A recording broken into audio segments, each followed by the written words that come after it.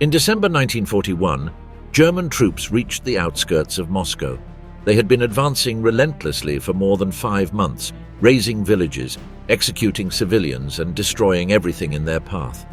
More than 1 million people were displaced, shot, or burned alive in the operation. Factories bombed with workers inside. Trains packed with children attacked from the air. Women buried alive under the rubble of their homes. Evacuations without food, without shelter, without a destination. Frozen bodies in the streets, empty bakeries, refugees eating tree bark, an army trapped by the cold. But in Moscow the front stopped. The offensive failed, winter began, and the war changed forever. What atrocities paved the way for the Soviet capital? How did they transform this offensive into a campaign of extermination? And why was Moscow the beginning of the end for the Third Reich? The beginning of hell, the invasion of Moscow. When the Soviet skies filled with the roar of thousands of German aircraft in the early hours of June 22, 1941, the most colossal military offensive in history began. Operation Barbarossa, conceived by Hitler as a devastating blow to the heart of the Soviet Union, unleashed a campaign of destruction beyond all imaginable horrors. What lay ahead was not just a territorial invasion, but a methodical attempt to annihilate an entire people. The Wehrmacht advanced with devastating speed, crushing the initial resistance of the Red Army, which, on Stalin's orders, held positions too far forward and vulnerable. The panzer divisions crossed Belarus and entered Russian territory following 3 attack routes: north toward Leningrad, central toward Moscow, and south toward Ukraine. The road to the Soviet capital was opened by the German victories at Smolensk and Vyazma, where hundreds of thousands of Soviet soldiers were captured in giant encirclement pockets. Wehrmacht and SS units operated under explicit orders that reduced the invasion to a crusade of extermination.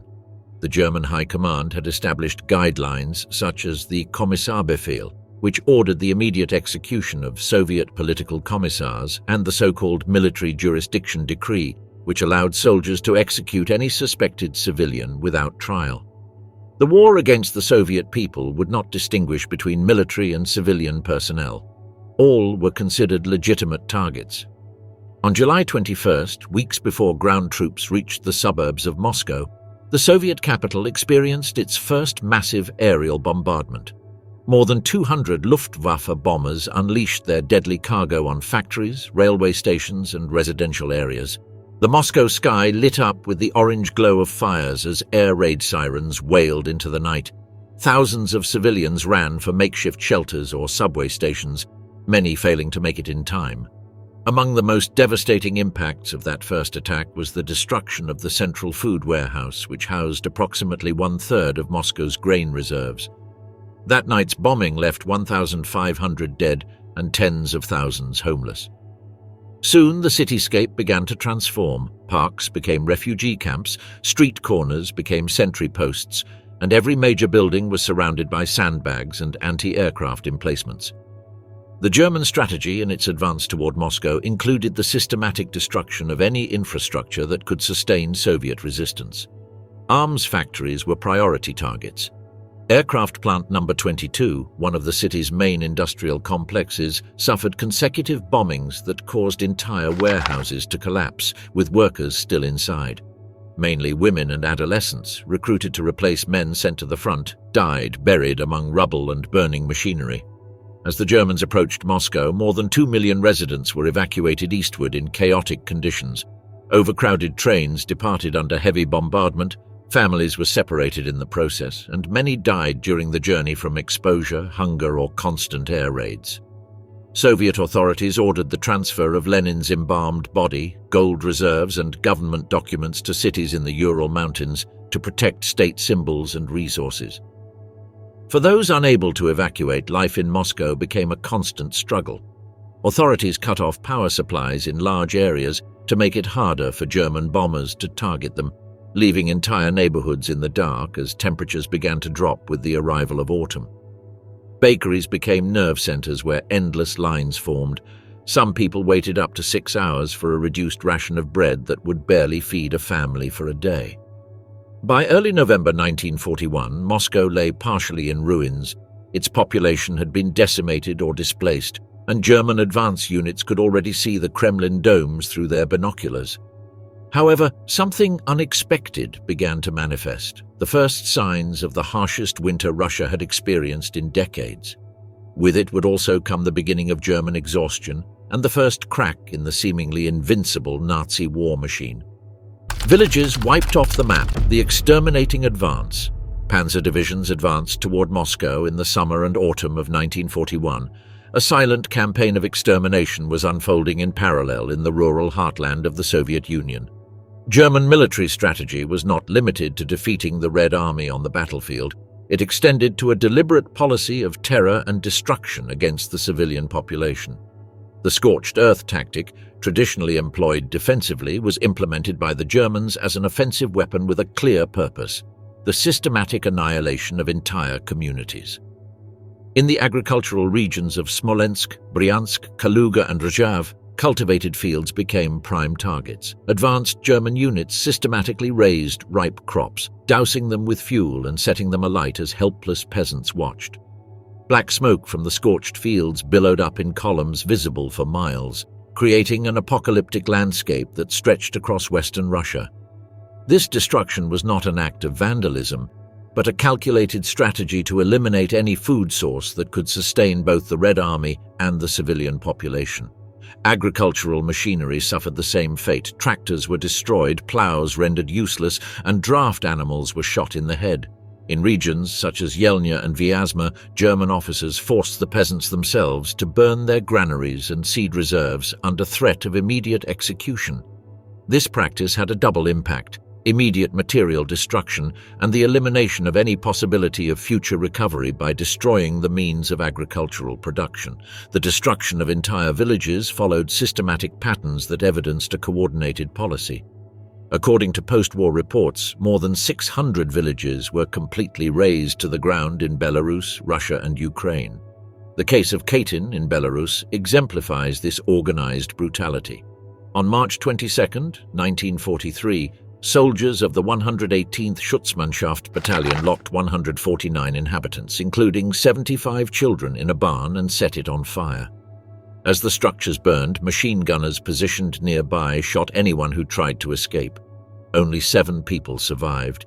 SS units, especially the Einsatzgruppen and police brigades, operated according to established protocols for these pacification actions. Upon arriving at a village, they gathered the entire population in the central square.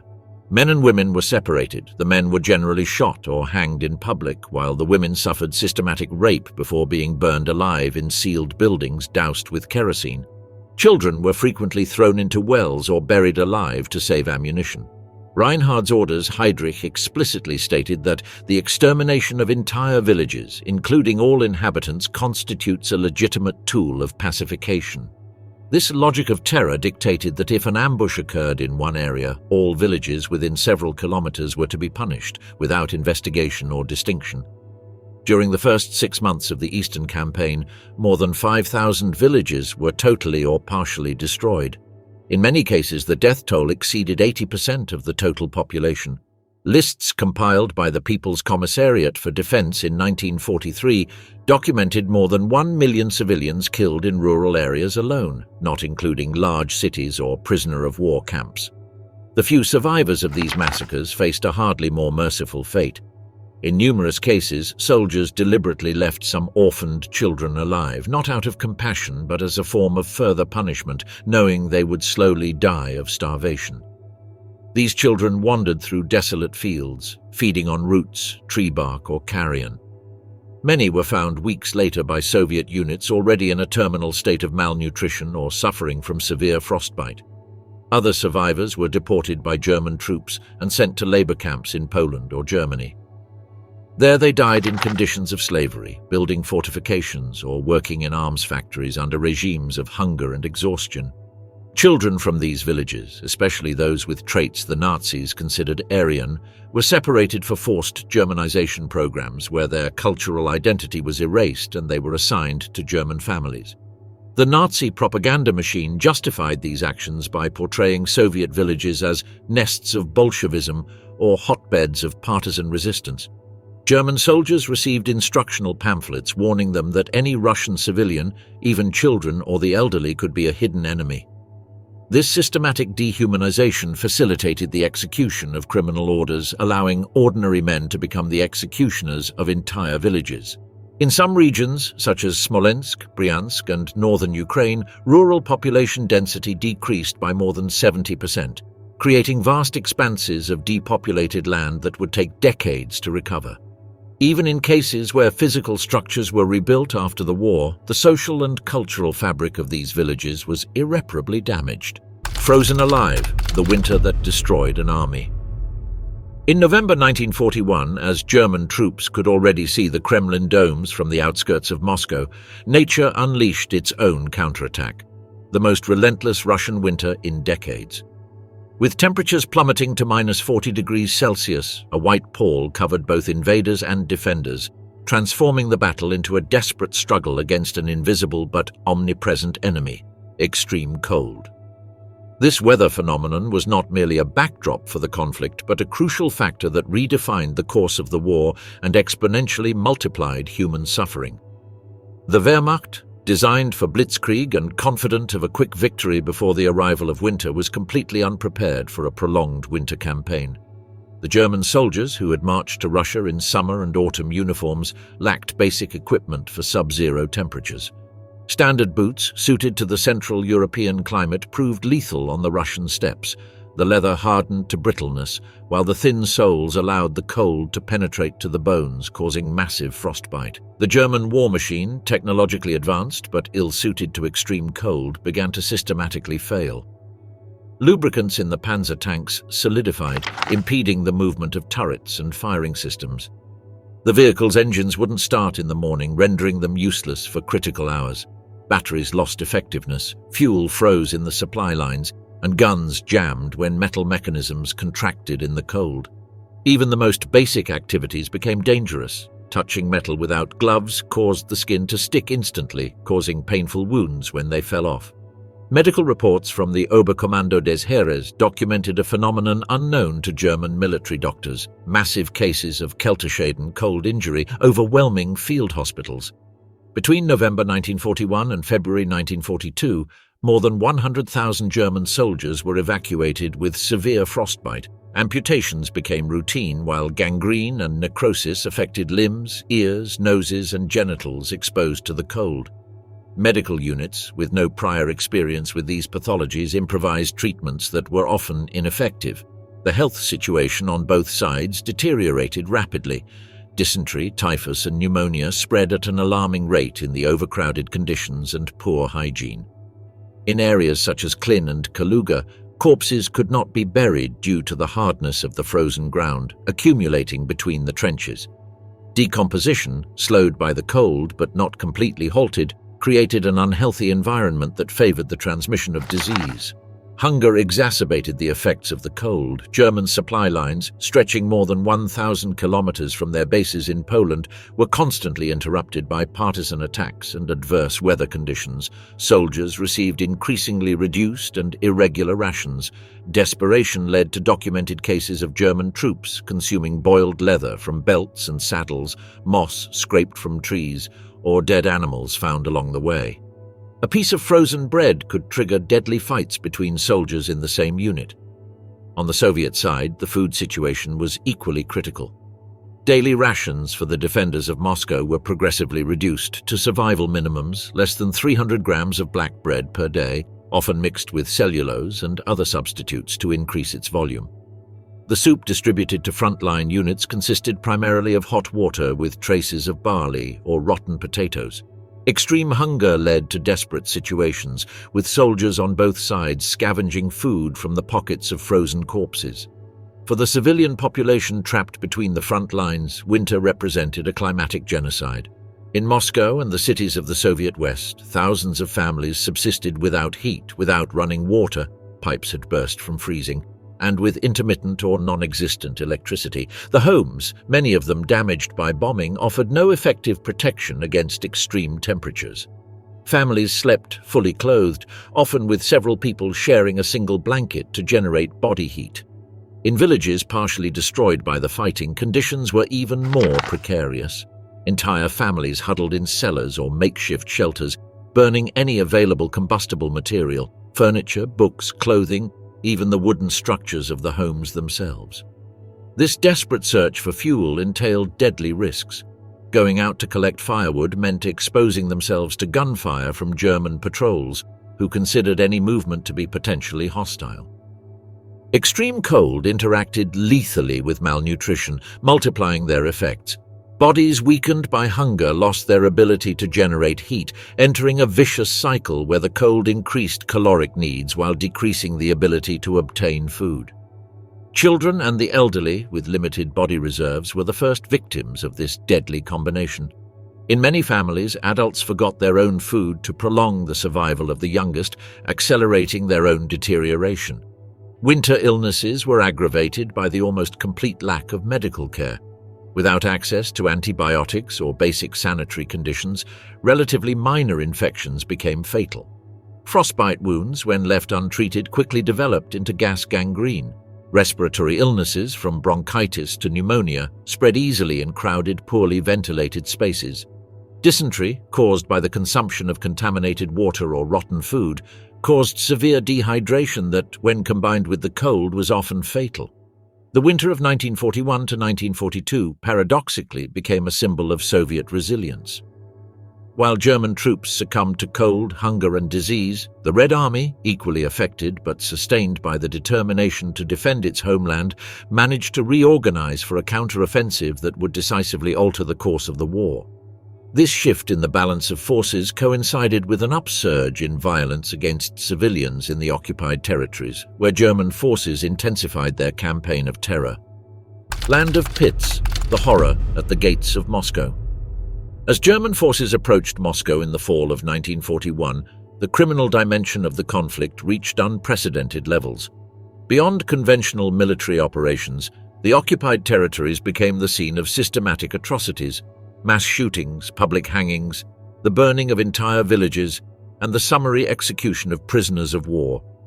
The barbarity displayed on the outskirts of the Soviet capital was not the product of the chaos inherent in combat or individual excesses, but the methodical implementation of a policy of terror designed to annihilate any form of resistance, real or perceived. In the forests of the Smolensk, Kaluga, Rjev, and Vyazma regions, special units dug mass graves where hundreds of prisoners and civilians were methodically shot.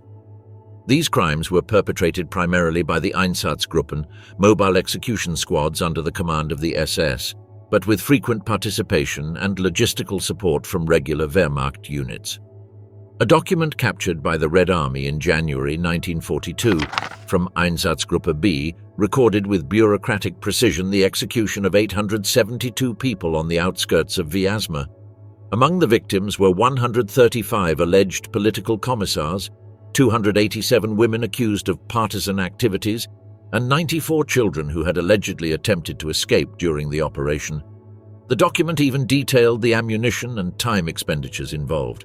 The executions followed an established pattern that maximized efficiency and minimized resistance. The prisoners were gathered in rows, often after having dug their own graves.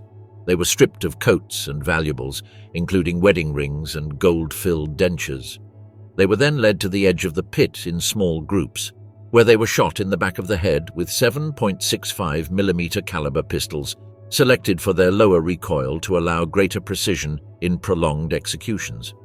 The bodies fell directly into the pit, and the subsequent victims had to position themselves over the still warm corpses of those who had preceded them.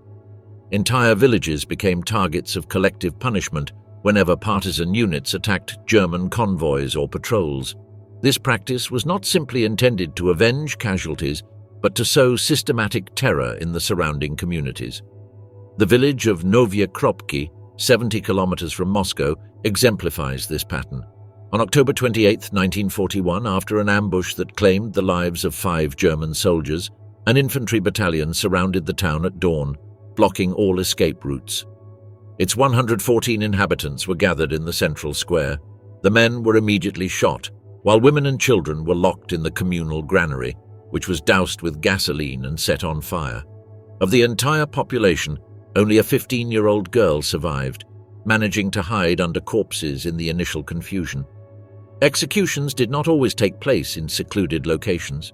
Frequently, German officials organized public massacres as part of their psychological warfare.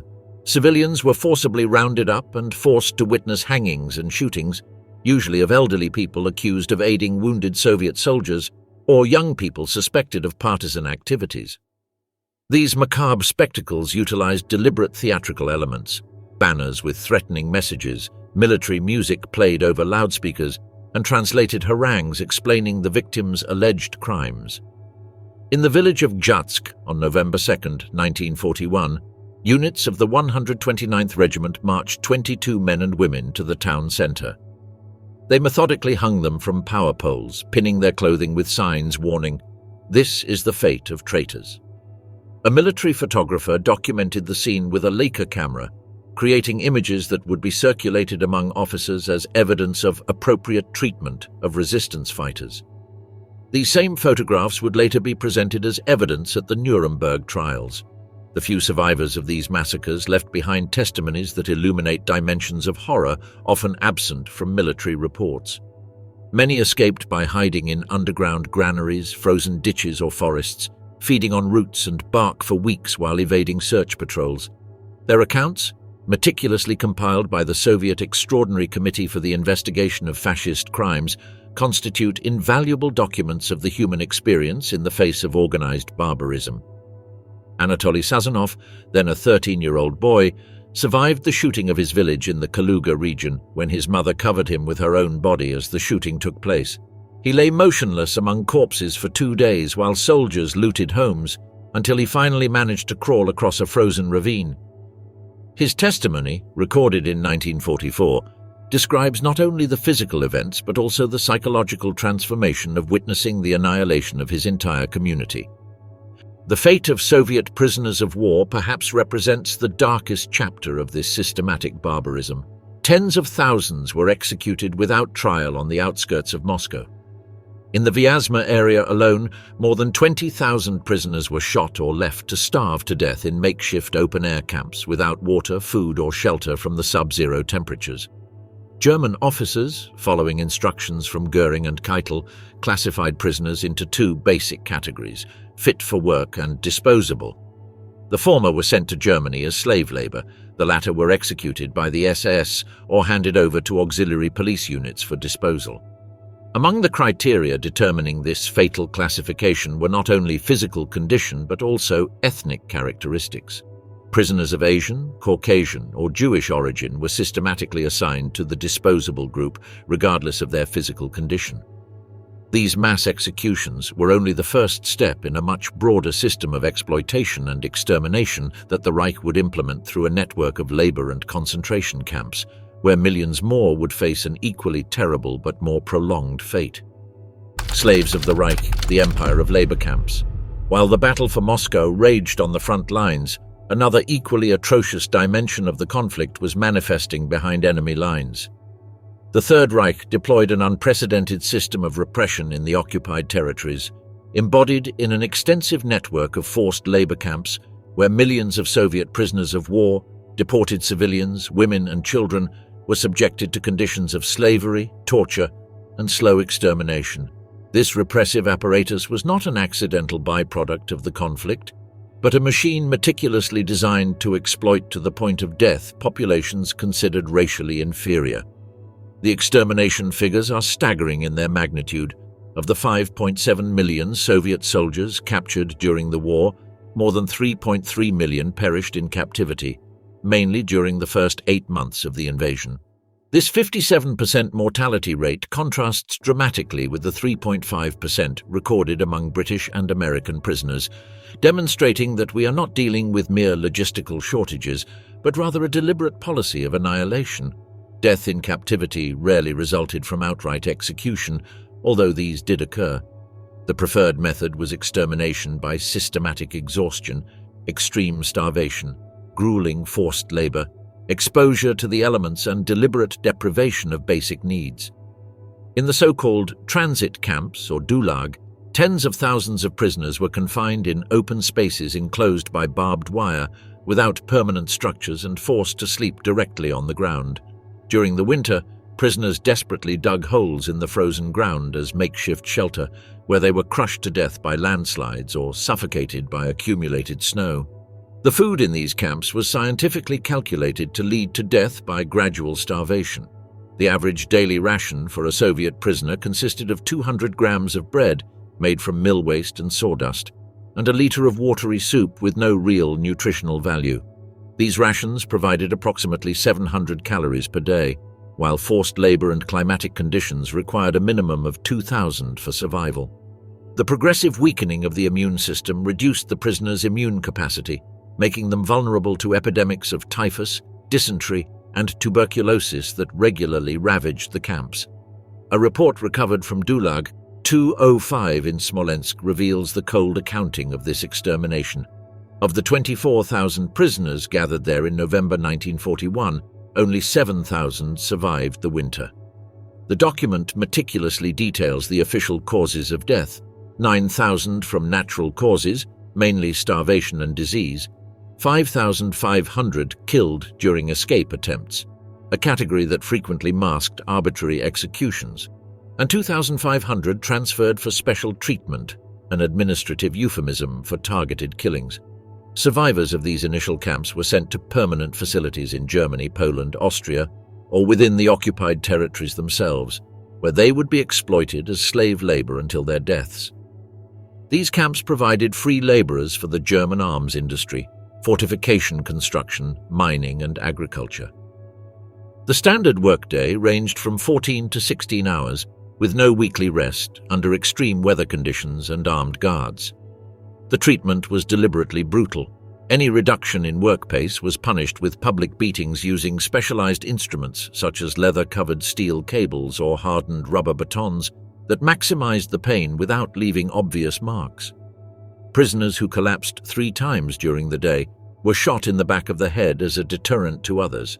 Some camps implemented diminishing productivity systems where food rations decreased daily, creating a deadly cycle where hunger reduced work capacity and diminished performance justified even smaller rations. Gross, Rosen Camp, by a representative of the International Committee of the Red Cross, describes inhumane conditions. "We received a crust of black bread and cloudy broth as our only daily food. If you stopped working, the guards would beat you with rifle butts until you lost consciousness. Those who fell 3 times were separated and never returned. We slept on the damp floor, infested with lice and rats that bit the dying during the night." Mauthausen Camp in Austria, classified as Category 3, highest severity. This complex featured the infamous Staircase of Death, 186 steep steps in a granite quarry that prisoners had to climb, carrying stone blocks weighing up to 50 kilograms. One guard, known to the prisoners as the photographer, amused himself by pushing the exhausted prisoners off the cliff top and then photographing their mangled bodies on what survivors ironically called the Russian paratroopers' wall. The repressive system was not limited to captured combatants. Civilian populations in occupied territories suffered mass deportations to feed the Reich's slave-owning machinery. In rural areas, during pacification operations, entire villages were forcibly evacuated. After separating and executing men of military age, women, children as young as 12, and the elderly were sent to labor camps. These deportations occurred under various pretexts: suspicion of collaboration with partisans, preventive resettlement, or simply the need for labor. These deported civilians were given the administrative classification of Ostarbeiter, Eastern workers, marked with special insignia: a rectangular patch with the letters OST on a blue background, which was mandatory on all their outer clothing. They traveled crammed into sealed freight cars, originally designed to transport livestock, where they remained for up to 7 days without adequate provisions. Many died during the journey from dehydration, hypothermia, or being crushed. The survivors were distributed to German factories as slave labor for the military industry. German corporations such as Siemens, IG Farben, Daimler-Benz, Volkswagen, and especially Krupp used this slave labor extensively.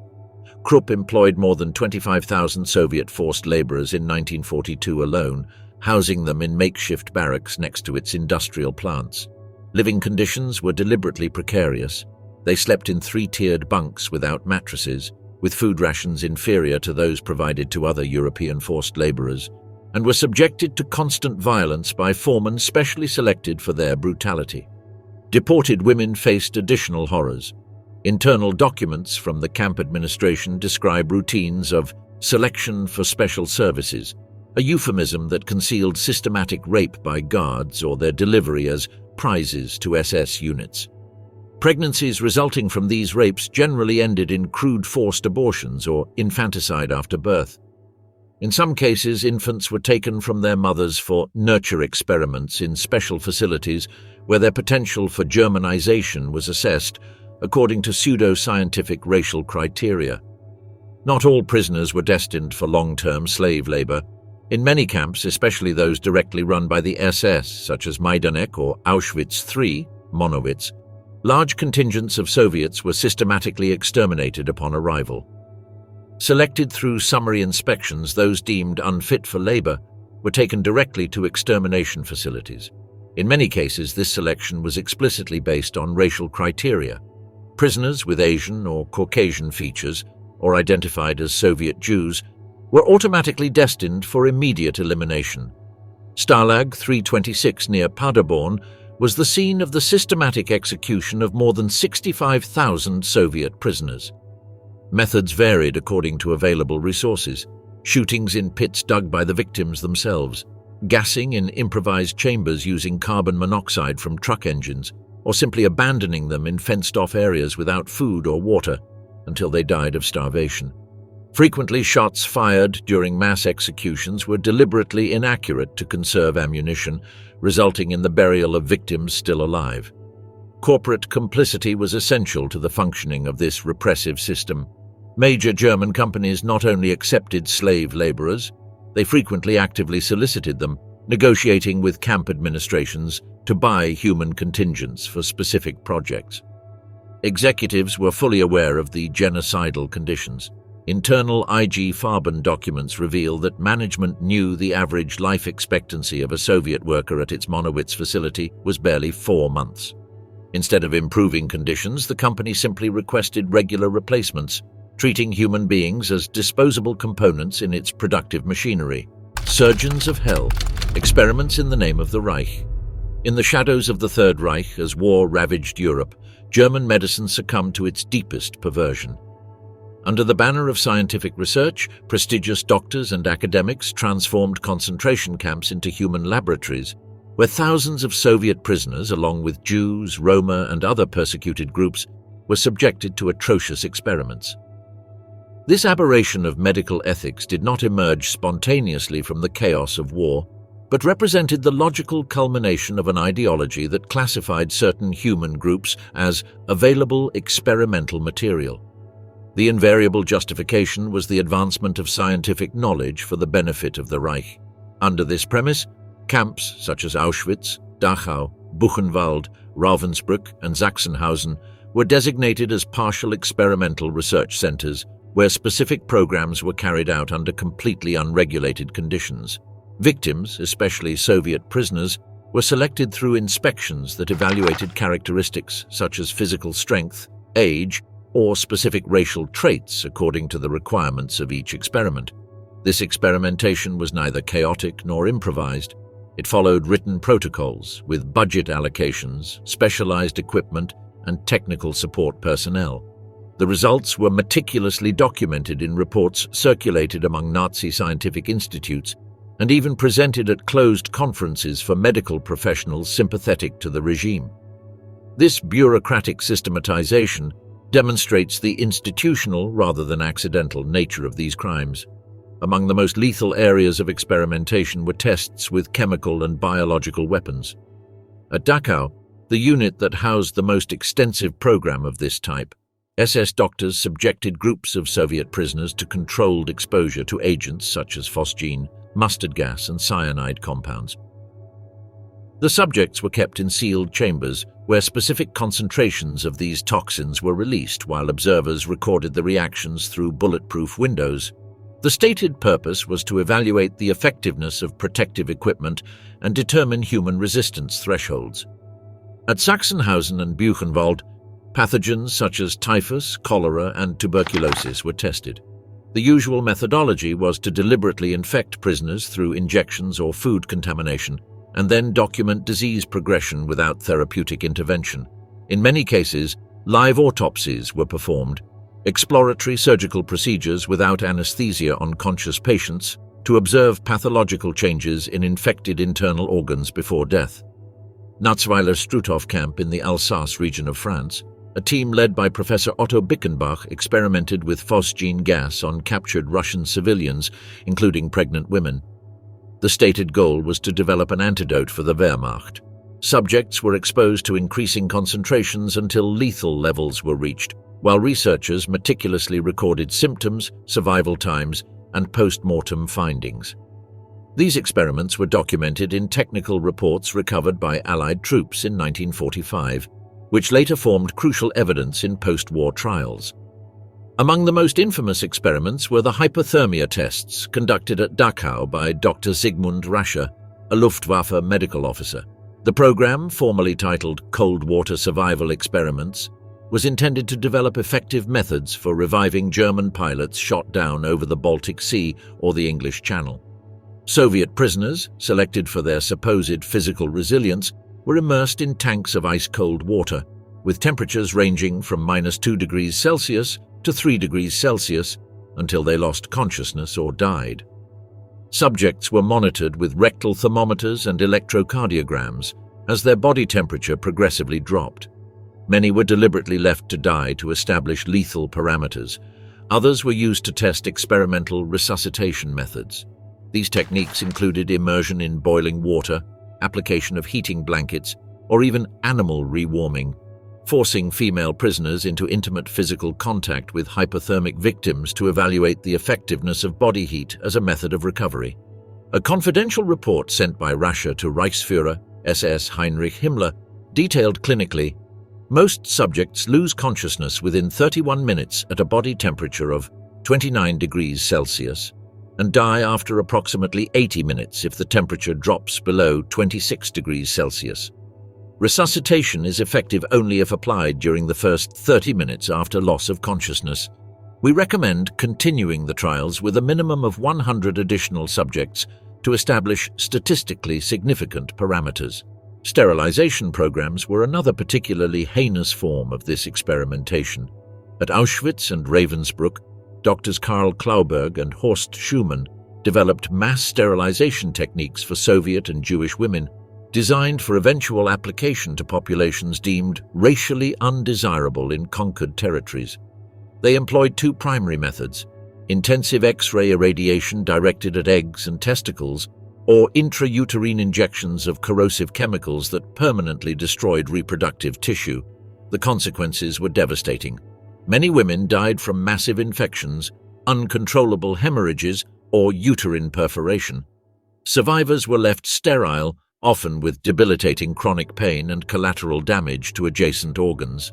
Klauberg regularly reported on his progress to Himmler himself, boasting of having perfected a method that would allow hundreds of women to be sterilized daily using a procedure that requires barely a few minutes per subject. Among the most extreme procedures were attempts at forced uterine transplants among female prisoners, performed without anesthesia and under unsterile conditions. These experiments, conducted primarily at Ravensbrück under the supervision of Dr. Karl Gebhardt, sought to develop techniques for the reproductive rehabilitation of German women with fertility problems. Most of the donors and recipients died during the procedure or within days of septic shock. The few survivors suffered permanent after-effects and devastating psychological trauma.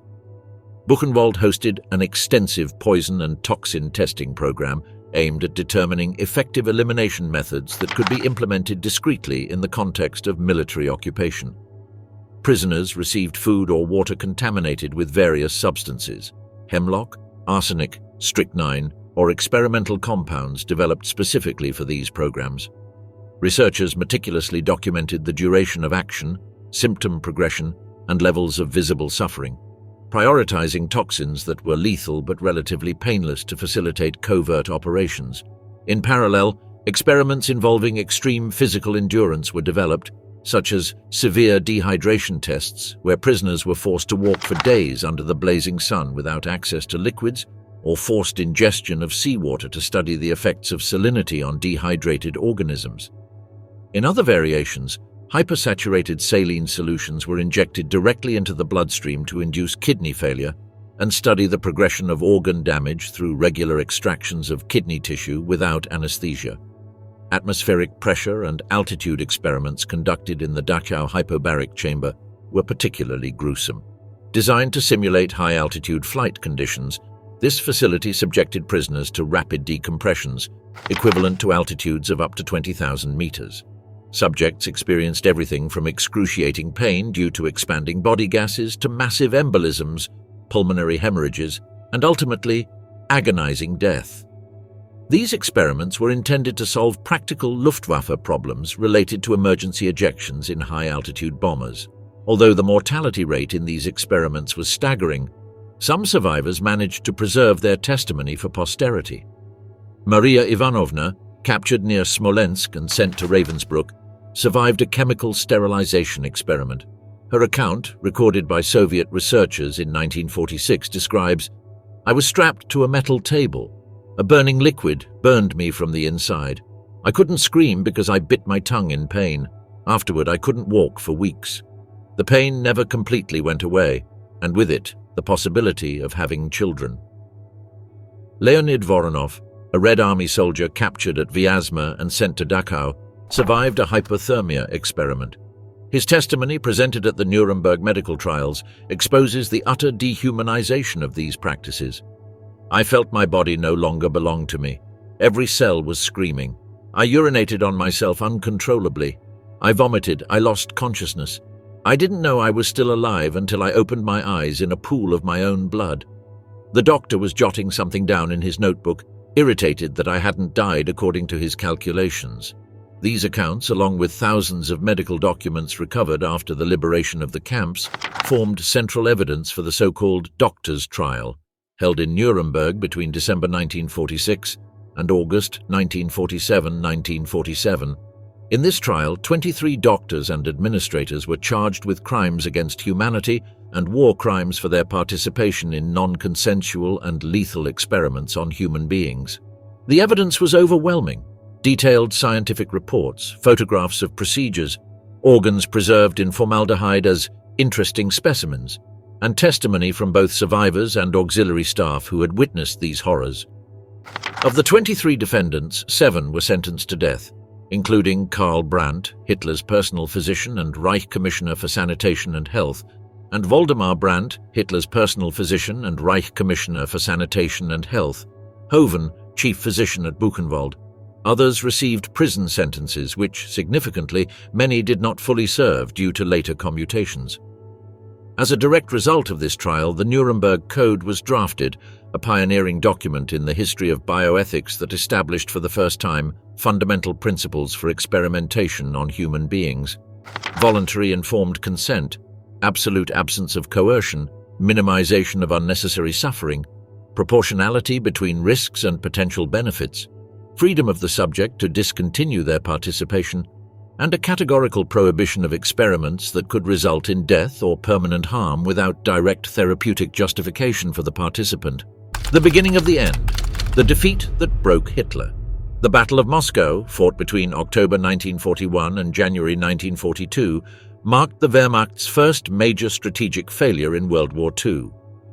Beyond a tactical setback, it marked the beginning of a gradual collapse that would definitively alter the course of the global conflict. The German defeat revealed critical vulnerabilities in a war machine that, until then, had seemed invincible. On October 2, 1941, the final German offensive on Moscow, codenamed Operation Typhoon, began. Hitler and his high command were fully confident that a decisive blow against the Soviet capital would lead to the complete collapse of the Stalinist regime. The first phase seemed to confirm this optimism. The armored formations of Army Group Center advanced rapidly, capturing hundreds of thousands of Soviet soldiers in the gigantic pockets of Vyazma and Bryansk. The Red Army, seemingly demoralized, suffered catastrophic losses as it retreated to positions ever closer to Moscow. This seemingly unstoppable advance soon faced an unforeseen obstacle, the Rasputitsa, the autumn rainy season that transformed Russian roads into impassable swamps. The muddy ground gradually immobilized German machinery. Tanks were bogged down to their axles, supply trucks were unable to move forward, and infantry was forced to carry ammunition and equipment across miles of virtually impassable terrain. The logistical consequences were immediate and severe. Supply lines, already overstretched, completely collapsed. Advanced units began reporting critical shortages of ammunition, fuel, food, and medicine. Equipment repairs were impossible due to a lack of spare parts, progressively reducing the operational capacity of the armored formations that constituted the spearhead of the advance. When the mud finally froze with the arrival of the first frosts, the same winter that had already devastated the forward units became a decisive factor against the entire German front. Logistical and winter equipment deficiencies, already evident from the start of the campaign, now compromised the operational capability of Army Group Center. In contrast, on Stalin's direct orders, Siberian divisions specifically trained for winter combat were transferred from the Far East. These soldiers, equipped with special thermal uniforms, skis, and weapons designed to operate in extreme temperatures, formed the spearhead of the meticulously prepared Soviet counteroffensive. At the end of November 1941, German advance forces reached Khimki, a suburb located just 30 kilometers from the Kremlin. From elevated positions, German officers could see the golden domes of Moscow through their binoculars. This marked the peak of their breakthrough and the exact moment when the advance came to a complete halt. Accumulated attrition, extreme conditions, and increasingly organized resistance had exhausted the German offensive momentum. The deteriorating situation created the first serious rifts between Hitler and his field commanders. Experienced generals such as Guderian, von Kluge, and von Bock strongly recommended a tactical withdrawal to better consolidated defensive positions, where troops could regroup, receive winter supplies and equipment, and prepare for a new offensive in the spring. Hitler, however, categorically rejected any retreat, issuing his infamous no retreat directive on December 16, 1941. This order, contrary to all military logic under the prevailing circumstances, condemned numerous units to annihilation in untenable positions.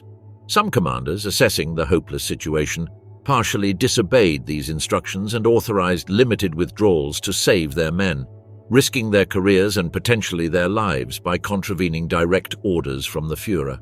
On December 5, 1941, amid a blizzard that reduced visibility to a few meters, the Red Army launched its first major coordinated counteroffensive. Fresh Siberian divisions, supported by formations of T-34 tanks produced in factories relocated beyond the Urals, simultaneously attacked several sectors of the overextended German front. The timing was perfectly calculated. The extreme cold affected the poorly equipped Germans much more severely than the Soviet troops specifically trained for these conditions. The Soviet counteroffensive surprised an already exhausted and demoralized Wehrmacht. In several sectors, the defensive lines completely collapsed. Hitler's prohibition of organized withdrawals transformed what could have been a disciplined retreat into a chaotic rout. Entire units were isolated, surrounded by Soviet forces rapidly advancing on their flanks. The retreat roads were littered with abandoned vehicles, discarded equipment, and frozen corpses. When the front finally stabilized in late January 1942, the Wehrmacht's toll was catastrophic. More than 500,000 dead, wounded, and missing. More than 1,300 tanks and armored vehicles destroyed or abandoned. Hundreds of aircraft shot down, and dozens of divisions completely shattered or reduced to inoperable fragments. The psychological impact was equally devastating. The myth of German invincibility, carefully constructed after an uninterrupted succession of victories since 1939, had definitively crumbled.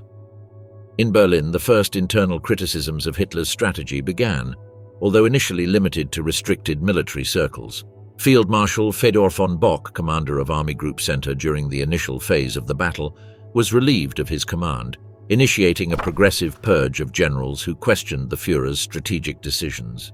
Paradoxically, the extreme brutality implemented by the German forces during the campaign ultimately backfired on their own strategic interests. The massacres of civilians, mass deportations, Scorched earth policies and executions of prisoners did not break Soviet resistance, but rather strengthened it immensely. Millions of Soviet citizens who initially held reservations about the Stalinist regime joined forces in defense of their homeland in the face of a clear existential threat. This national cohesion intensified all aspects of the resistance. The partisan movement expanded exponentially, with thousands of civilians joining irregular units that constantly attacked German supply lines. Factories evacuated to eastern regions increased their production to unprecedented levels, operating uninterruptedly under slogans of patriotic sacrifice. Volunteers for military service increased massively, providing virtually inexhaustible human reserves for the Red Army. The strategic consequences of the defeat at Moscow extended far beyond the Eastern Front. The entry of the United States into the war just days after the start of the Soviet counteroffensive, following the Japanese attack on Pearl Harbor on December 7th, radically transformed the global equation. Germany now faced the prospect of a multi-front war against the combined forces of the three largest industrial powers on the planet: the United States, the Soviet Union, and the British Empire. This new reality exposed the fundamental vulnerabilities of German strategy. The Reich had staked everything on lightning victories that would end the war before its industrial base, significantly smaller than that of its combined adversaries, was compromised in a protracted war of attrition. Failure at Moscow meant precisely the materialization of that feared scenario, a protracted conflict where the Allies' quantitative advantages would eventually prevail over Germany's temporary qualitative advantages. The German High Command, forced to reconsider its strategy after the failure at Moscow, directed its efforts toward alternative objectives during 1942, first Stalingrad and then the oil fields of the Caucasus. However, these tactical adjustments did not solve the fundamental strategic problem: Germany's inability to sustain a protracted war against the coalition that had formed against it. Each new offensive, even when it achieved initial gains, simply further stretched the already overstretched logistical lines and dispersed increasingly scarce forces. For the Soviet population, the defensive victory in Moscow represented much more than a military success. It constituted a pivotal psychological moment, transforming the initial paralyzing terror of the seemingly invincible Nazi war machine into unwavering determination. The winter of 1941–42, with all its unspeakable suffering, paradoxically became a symbol of national resistance and resilience. The ability to endure conditions that had defeated both Napoleon and now Hitler reinforced a historical narrative of Russian exceptionalism that would transcend even the Soviet regime.